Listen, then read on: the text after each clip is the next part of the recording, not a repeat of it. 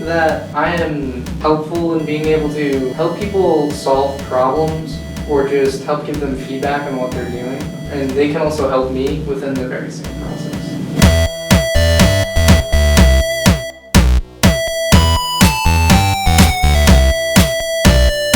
So far, we've done a lot of mini projects.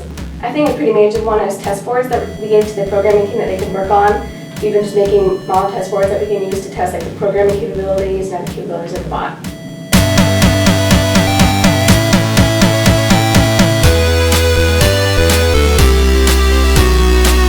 Pretty much all we've done right now is take the practice bot, the real bot from 2 years ago, and we just checked for everything that design asked us if they needed.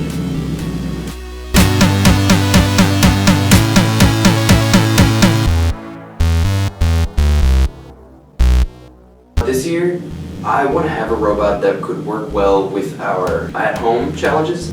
I also want to get it done on time this year and not end up like 6 weeks in and still not have anything made.